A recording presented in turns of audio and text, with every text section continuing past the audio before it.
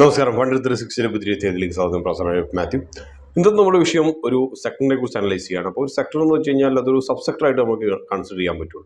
അപ്പം ആ ഒരു സെക്ടർ എന്ന് പറയുന്നത് ഇപ്പോൾ നമ്മൾ ബ്രോഡർ സെക്ടർ എടുക്കുകയാണെങ്കിൽ നമുക്ക് പവർ സെക്ടർ എന്ന് പറയാം, അല്ലെങ്കിൽ മാനുഫാക്ചറിങ് എന്ന് പറയാം. അപ്പം അതിൻ്റെ ഒരു നമ്മൾ പ്രത്യേകമായിട്ട് നമ്മൾ എടുത്ത് പറയാൻ പോകുന്നതെന്ന് വെച്ച് കഴിഞ്ഞാൽ ട്രാൻസ്ഫോമേഴ്സിനെ കുറിച്ചാണ്, ട്രാൻസ്ഫോമർ മാനുഫാക്ചറിങ് കമ്പനികളെ കുറിച്ചാണ്.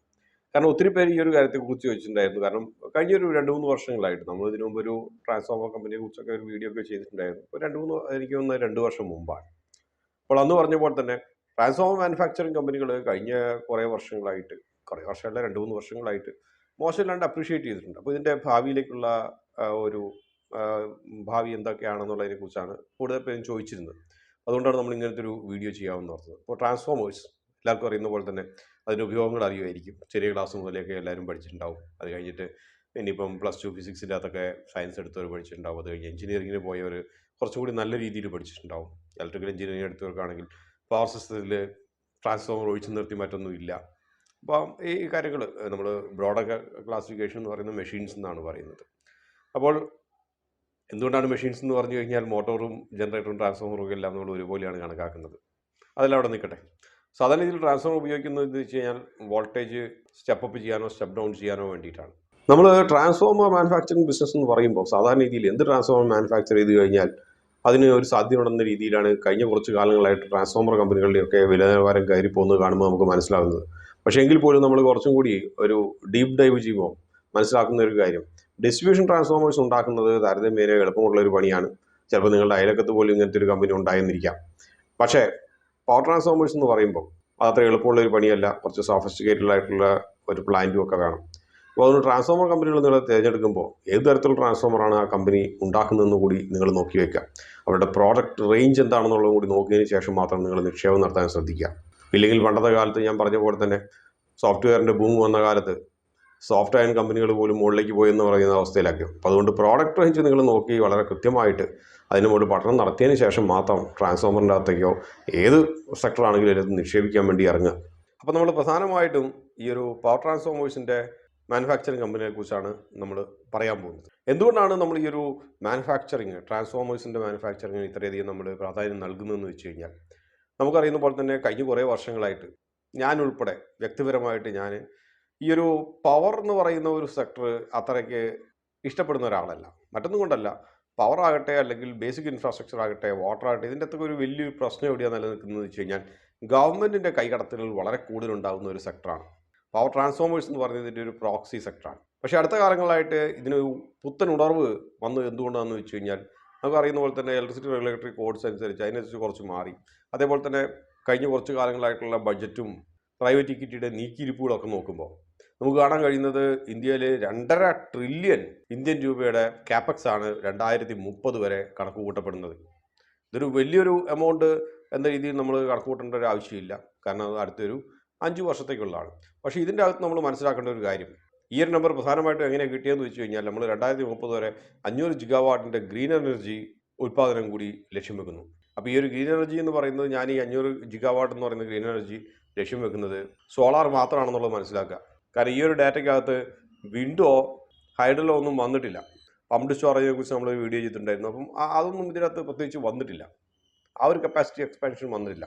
അപ്പോൾ ഇതിൻ്റെ അകത്ത് തന്നെ നമ്മൾ മനസ്സിലാക്കേണ്ട ഒരു കാര്യം, പവറിൻ്റെ അകത്തുള്ളൊരു ക്യാപെക്സ് ഇൻവെസ്റ്റ്മെൻറ്റ്സിൻ്റെ അകത്ത് 15% പോകുന്നത് ട്രാൻസ്ഫോമേഴ്സിലേക്ക്. അപ്പോൾ ഈ മൊത്തമുള്ള ഇൻവെസ്റ്റ്മെൻറ്റ് ക്യാപെക്സ് സ്പെൻഡിങ്ങിൻ്റെ 15% ട്രാൻസ്ഫോമേഴ്സിൻ്റെ പർച്ചേസിലേക്ക് മാത്രമാണ് വരുന്നത്. അപ്പോൾ നിങ്ങൾ ആലോചിച്ച് നോക്കുക, അതെന്തൊരു വലിയ എമൗണ്ട് ആയിരിക്കുമെന്നുള്ളത്. ഈ ഒരു സെക്ടർ അല്ലെങ്കിൽ ഈ ഒരു പ്രത്യേക ഉപകരണം ഇത്രയധികം മാനുഫാക്ചർ ചെയ്യുന്ന കമ്പനികളെ ബുള്ളിഷ് ആക്കുന്നതിൻ്റെ ഒരു കാരണം ഇതാണ്.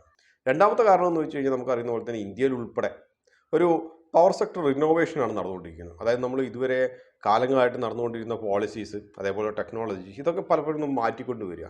മറ്റൊന്നും കൊണ്ടല്ല, ട്രാൻസ്മിഷൻ ലോസസ് ഒക്കെ കുറയ്ക്കാൻ വേണ്ടിയിട്ടും അതുപോലെ പോളിസീസ് കുറച്ചും കൂടി ഈസി ആക്കാനും വേണ്ടിയിട്ടും കൂടുതലായിട്ടുള്ള ക്യാപിറ്റൽ ഇൻവെസ്റ്റ്മെൻറ്റ് കൂട്ടാനും വേണ്ടിയിട്ടും ഒക്കെയാണ് ഈ ഒരു മാറ്റങ്ങളൊക്കെ കൊണ്ടുവന്നത്.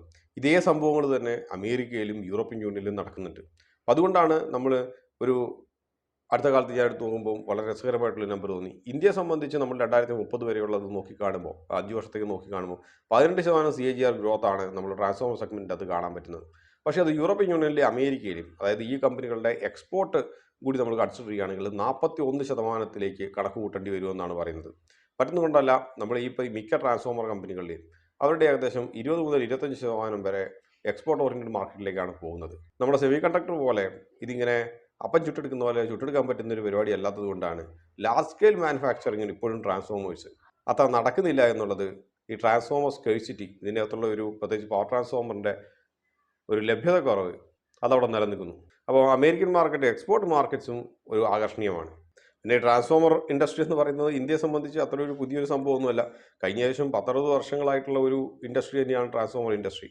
മറ്റൊരു കാര്യം എന്ന് വെച്ച് കഴിഞ്ഞാൽ, നമ്മൾ ഈ ഒരു ഇൻഡസ്ട്രി, ഈ ഒരു ട്രാൻസ്ഫോമർ എന്ന് പറയുന്ന ഇൻഡസ്ട്രി ബുള്ളിഷായിട്ട് കാണുന്നതിൻ്റെ, മാനുഫാക്ചർ ബുള്ളിഷായി കാണുന്നതിൻ്റെ ഒരു കാരണം നമ്മൾ അടുത്ത കാലങ്ങളായിട്ട് നമുക്ക് ഡാറ്റാ സെൻറ്റേഴ്സ് ഒരുമാതിരിപ്പെട്ട, നമ്മൾ അടുത്തൊരു 10 വർഷം കഴിച്ച് നമ്മൾ നോക്കുമ്പോൾ നമ്മുടെ പവറിൻ്റെ സിംഹഭാഗവും കൺസ്യൂം ചെയ്യുന്നത് ഈ ഒരു ഡാറ്റാ സെൻറ്റേഴ്സായി മാറാൻ വേണ്ടിയിട്ടുള്ള അധികം സമയമൊന്നും വേണ്ട. ഇപ്പോൾ ഡാറ്റാ സെൻറ്റേഴ്സ് നമ്മൾ സാധാരണ പറയാറെന്ന് വെച്ച് കഴിഞ്ഞാൽ ഒരു എനർജി ഹംഗ്രി ഇൻഡസ്ട്രി ആയിട്ടാണ് കണക്കാക്കപ്പെടുന്നത്. അപ്പോൾ അതുകൊണ്ട് തന്നെ ഈ ഒരു ഇൻഡസ്ട്രി ഈ ഒരു പവർ കൺസംഷന് വേണ്ടിയിട്ട് വളരെയധികം മുന്നോട്ട് നിൽക്കുമെന്നാണ് നമ്മൾ കണക്കാക്കപ്പെടുന്നത്. മറ്റൊന്നുള്ളത്, നമ്മൾ ഇന്ത്യയെ സംബന്ധിച്ച് നമ്മൾ ഇന്ത്യ ഗവൺമെൻറ് ബജറ്റുകളിൽ ഉൾപ്പെടെ ഈ പറഞ്ഞ പോലെ പറയുന്നതാണ് ഒരു മേക്ക് ഇൻ ഇന്ത്യ ഡ്രൈവ്. അപ്പോൾ ഇതേപോലത്തെ ഉള്ള വളരെയധികം പുഷ് കൊടുക്കുമ്പം, മാനുഫാക്ചറിങ്ങിന് വേണ്ടി പുഷ് കൊടുക്കുമ്പം സാധാരണ രീതിയിൽ പവർ കൺസംഷൻ വളരെയധികം കൂടും.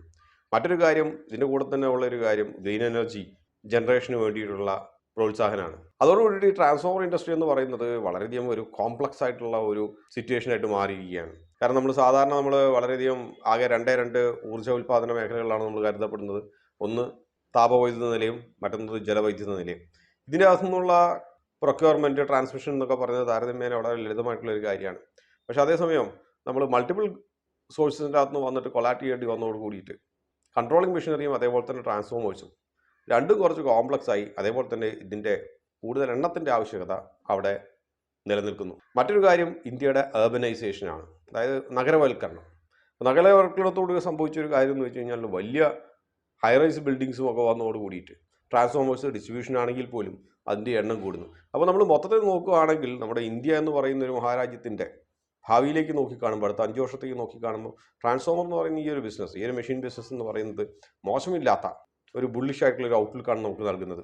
ഈ കൂടെ തന്നെ നമുക്ക് എടുത്തു നോക്കേണ്ട ഒരു കാര്യം ഇതിൻ്റെ നെഗറ്റീവായിട്ടുള്ള ആസ്പെക്ട്സ് ആണ്. നമുക്കറിയുന്ന പോലെ തന്നെ നെഗറ്റീവായിട്ടുള്ള ഒരു കാര്യം എന്ന് വെച്ച് കഴിഞ്ഞാൽ ഇത് പ്രധാനമായിട്ടുള്ളത് ഇതിൻ്റെ റോ മെറ്റീരിയലാണ്. നമുക്കറിയുന്ന പോലെ തന്നെ കോപ്പർ അല്ലെങ്കിൽ സ്റ്റീല്, ഈ കാര്യങ്ങളൊക്കെ, ബാക്കിയുള്ള കാര്യങ്ങളൊക്കെ പതുക്കെ വിട്ടേക്കുക, ലാമിനേഷന് വേണ്ടിയിട്ടുള്ള വിട്ടേക്കുക. പക്ഷേ പ്രധാനമായിട്ടും ഈ ഒരു മെറ്റൽ സ്റ്റോക്കുകൾ പലപ്പോഴും പല പല കാരണങ്ങൾ കൊണ്ട് തന്നെ ഇതിൻ്റെ പ്രൈസ് ഫ്ലക്ച്വേഷൻ വളരെയധികം കൂടുതലാണ്. അതുകൊണ്ട് തന്നെ എസ്റ്റിമേറ്റഡ് റവന്യൂസോ അല്ലെങ്കിൽ ഗൈഡൻസോ ഒന്നും മീറ്റ് ചെയ്യാൻ മിക്ക ട്രാൻസ്ഫോമർ കമ്പനികൾക്കും കഴിയാറില്ല. അതേസമയം ഇതിൻ്റെ മാർജിൻ താരതമ്യേന വളരെ കുറവാണ്. ഉദാഹരണമായിട്ട് പറയുകയാണെങ്കിൽ നമ്മൾ മുൻനിര ട്രാൻസ്ഫോമർ കമ്പനികളായിട്ടുള്ള ABB ആട്ടെ, ഹിറ്റാച്ചി ആട്ടെ, CG ആട്ടെ, കോംപ്ലൻ ഗ്രീവ്സ്, മുരുകപ്പ ഗ്രൂപ്പിൻ്റെ, വോൾട്ടാമ്പ് ആകട്ടെ അല്ലെങ്കിൽ ട്രില്ലാകട്ടെ, ഇവരുടെയൊക്കെ എടുത്തു നോക്കിയാൽ മാർജിൻ നിൽക്കുന്നത് ഒരു 12 മുതൽ 16% ഇടയ്ക്കാണ്. അത് കഴിഞ്ഞ ഒരു 5-6 വർഷങ്ങൾ എടുത്ത് നോക്കുമ്പോൾ ഇത് നമുക്ക് കാണാൻ കഴിയും. അപ്പോൾ അതുകൊണ്ട് തന്നെ ഇതൊരു ലീൻ മാർജിൻ എന്ന് പറയാൻ പറ്റില്ല. കാരണം ഒറ്റയൊക്കെ മാർജിനിൽ വർക്ക് ചെയ്യുന്ന ഒത്തിരി ഇൻഡസ്ട്രി ഉണ്ടെന്നുള്ളത് കൊണ്ട് തന്നെ, സെക്ടർ ഉണ്ടെന്നുള്ളത് കൊണ്ട് തന്നെ, പക്ഷേ എങ്കിൽ പോലും ഈ ഒരു മാർജിൻ്റെ അകത്ത്, ഇത്രയധികം ക്യാപിറ്റൽ ഇൻവെസ്റ്റ്മെൻറ്റ് നടത്തുന്ന ഇതിൻ്റെ അകത്ത് ഈ ഒരു മാർജിൻ, അതായത് രണ്ടക്കത്തിൻ്റെ ആദ്യപാദങ്ങളിൽ നിൽക്കുന്നത് കൊണ്ട് തന്നെ ഇതിൻ്റെ അകത്ത് ഈ പറഞ്ഞ പ്രൈസ് ഫ്ലക്ച്വേഷൻ, റോ മെറ്റീരിയലിൻ്റെ, മെറ്റലിലുള്ളത് പലപ്പോഴും ഈ മാർജിൻസിനെ ഭയങ്കര മോശമായിട്ട് ഇമ്പാക്റ്റ് ചെയ്യും. അതുകൊണ്ട് തന്നെ പല പാദങ്ങളുടെയും റിസൾട്ട്, പല ക്വാർട്ടറിലെയും റിസൾട്ട് വിചാരിക്കുന്ന പോലെ ഒന്നും പെർഫോം ചെയ്യണമെന്ന് വലിയ നിർബന്ധമില്ല. അതാണ് ഒന്നാമത്തെ റിസ്ക്.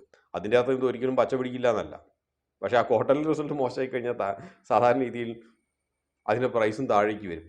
രണ്ടാമത്തെ റിസ്ക് എന്ന് വെച്ച് കഴിഞ്ഞാൽ നമ്മൾ വിയറ്റ്നാം പോലത്തുള്ള രാജ്യങ്ങളിൽ, അവിടെ ഈ പറഞ്ഞ പോലെ ഇന്ത്യ പോലത്തെ ഏറ്റവും അധികം വലിയ മാനുഫാക്ചറിങ് പുഷ് ഇപ്പം അടുത്ത കാലത്തായിട്ട് കൊടുത്തുകൊണ്ടിരിക്കുകയാണ്. കഴിഞ്ഞ കോവിഡ് കഴിഞ്ഞതിന് ശേഷം അവർ ഏറ്റവും അധികം കണ്ണുവയ്ക്കുന്നതെന്ന് വെച്ച് കഴിഞ്ഞാൽ ഈ വികസിത രാജ്യങ്ങളിലെ ട്രാൻസ്ഫോമർ മാർക്കറ്റ്, പവർ ഇൻഡസ്ട്രിയാണ്. അപ്പോൾ വിയറ്റ്നാമിൽ ട്രാൻസ്ഫോമർ ഇൻഡസ്ട്രി കുറച്ചും കൂടി പച്ച പിടിച്ചു കഴിഞ്ഞാൽ കുറച്ചും കൂടി ബെറ്റർ മാർജിനിൽ വിയറ്റ്നാമിന് യൂറോപ്യൻ യൂണിയനിൽ പ്രത്യേകിച്ച് ട്രാൻസ്ഫോമർ നീഡ്സ് കാറ്റർ ചെയ്യാൻ പറ്റും. ഇത് ഇന്ത്യൻ ട്രാൻസ്ഫോമർ മാനുഫാക്ചേഴ്സിനെ മോശമില്ലാണ്ട് ബാധിക്കും. മൂന്നാമത്തെ കാര്യം എന്ന് പറഞ്ഞാൽ ചൈനയുടെ തിരിച്ചുവരവാണ്. നമ്മൾ ചൈനയുടെ പ്രൊഡക്ഷൻ്റെ അകത്ത് ഉള്ള കോമ്പറ്റൻസിയെ കുറിച്ച് നമ്മൾ സംശയിക്കേണ്ട ആവശ്യമില്ല. പക്ഷേ സാധാരണ രീതിയിൽ ഇതേപോലെ സെമി കണ്ടക്ടർ അല്ലാത്ത മെറ്റൽ ബിസിനസ്സിൻ്റെ അകത്ത് ചൈനയുടെ ഒരു എക്സ്പോർട്ട് സാധ്യതകൾ ചൈന കാര്യമായിട്ട് ഇതുവരെ ഉപയോഗപ്പെടുത്തുന്നതായിട്ട് നമ്മൾ കണ്ടിട്ടില്ല. പക്ഷെ എങ്കിൽ പോലും ചൈനയ്ക്ക് പലപ്പോഴും ലോകത്തിൻ്റെ പവർ ഇൻഡസ്ട്രിയെ കീഴടക്കണമെന്നുള്ള അദമ്യമായിട്ടുള്ളൊരു ആഗ്രഹം എപ്പോഴും എല്ലാ കാലത്തും ഉണ്ട്. അതുകൊണ്ട് തന്നെയാണ് നമ്മൾ 2010 ആ കാലയളവിൽ നമ്മൾ കണ്ടിട്ടുള്ളൊരു കാര്യം, പവർ ഇലക്ട്രോണിക് കോമ്പണൻസിൻ്റെയും പവർ ഇലക്ട്രോണിക് സെമി കണ്ടക്ടർ കൺട്രോൾസിൻ്റെയും എല്ലാത്തിൻ്റെയും ഒരു മൊത്തത്തിലുള്ള ഒരു നിയന്ത്രണം ചൈന കൈകടത്താൻ വേണ്ടിയിട്ട് ലാർജ് സ്കെയിൽ പവർ ഇലക്ട്രോണിക് സർക്യൂട്ട്സിൻ്റെ കോമ്പണൻസിൻ്റെ മാനുഫാക്ചറിങ് ചൈന ഒരു വലിയൊരു ഡ്രൈവ് കൊടുത്തിട്ടുണ്ടായിരുന്നു. അതിൻ്റെ ഫലമായിട്ട് സംഭവിച്ചതെന്ന് വെച്ച് കഴിഞ്ഞാൽ നാട്ടിലെ പല പേരെടുത്ത പവർ ഇലക്ട്രോണിക് സെമി കണ്ടക്ടർ മാനുഫാക്ചേഴ്സിൻ്റെയും അവർക്ക് കോമ്പറ്റീഷനായിട്ട് ചൈനീസ് പ്രോഡക്റ്റ് തന്നെ വന്നു. പക്ഷേ എങ്കിൽ പോലും അത് 2015-16 കാലങ്ങളിലായി കഴിഞ്ഞപ്പോൾ അത് പതുക്കെ എന്തുകൊണ്ടോ മങ്ങിലേക്കുകയാണ് ചെയ്തത്. അതുകൊണ്ട് പവർ ഇൻഡസ്ട്രി എല്ലാ കാലത്തും ചൈനയുടെ ഒരു ബലഹീനതയാണ്. അപ്പോൾ ചൈനയുടെ ഒരു കടന്നുവരവ് 2026-27 കാലഘട്ടങ്ങളിൽ വല്ലതും വന്നു കഴിഞ്ഞാൽ ഈ പറഞ്ഞതുപോലെ ട്രാൻസ്ഫോമർ മാനുഫാക്ചറിങ് ബിസിനസ്സിന് ഇന്നുള്ള ആ ഒരു ആകർഷണീയത ഇല്ലാതെയാവും. അപ്പോൾ ഇതിനകത്ത് നമ്മൾ നോക്കിക്കാണുമ്പോൾ ഏതൊക്കെ കമ്പനികളാണ് പ്രധാനമായിട്ടും ഈ പറഞ്ഞ പോലെ പവർ ട്രാൻസ്ഫോമേഴ്സ് മാനുഫാക്ചർ ചെയ്യുന്നതും മാർക്കറ്റ് കൈയടക്കി വെച്ചിരിക്കുന്നതും നോക്കാം. ഒന്നാമത്തെ കാര്യം CG ആണ്.